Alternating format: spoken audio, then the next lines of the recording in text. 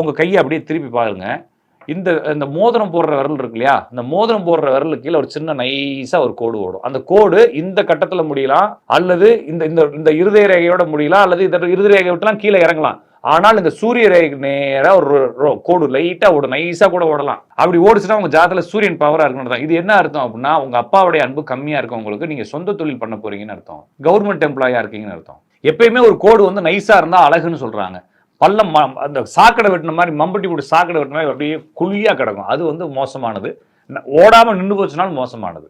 அப்ப இந்த இந்த இந்த சுக்கிர விரலை சுற்றி ஒரு ரேகை வளையமா ஓடுது இல்லைங்களா? இது பேர் வந்து ஆயுள் ரேகைன்னு சொல்றாங்க. ஏன்னா ஆயுளுக்கு இதுக்கும் தொடர்பு இல்ல.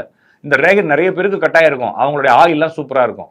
டப்புன்னு பார்க்குறோம். இந்த இடத்துல ஒரு பெரிய மச்சம், இந்த ரேகைக்கு நடுவில் ஒரு பெரிய மச்சம் இருக்குன்னா அவருடைய ஃபேமிலி லைஃப் நல்லா இல்லைன்னு அர்த்தம். சார் ஃபேமிலிக்கு இதுக்கு என்ன சார் சம்மந்தம்னா, நம்ம தொடர்ந்து நிறைய பேசுவோம். கைரேகையில நிறைய ஆயிரக்கணக்கான விஷயங்கள் இருக்கு. அப்ப இந்த ஆயுள் ரேகை எல்லாத்துக்குமே இருந்தே ஆகணும். சார் எனக்கு நீங்க சொல்றது தெரியுது சார். இந்த ஆயுள் ரேகை இந்த பள்ளத்துல ஆரம்பிக்குது சார். இங்க வந்து என்ன கட் ஆயிட்டு, அதுக்கப்புறம் ரொம்ப நேரம் கழிச்சு வேற ரேகை வந்து அப்படி போகுது சார். இது வந்து தொடுதா தொடலையா போகுதா போகலையான்னு என்ன தெரியல சார் அப்படின்னா உங்களுடைய ஃபேமிலி லைஃப் சுத்தமா இல்லைன்னு அர்த்தம்.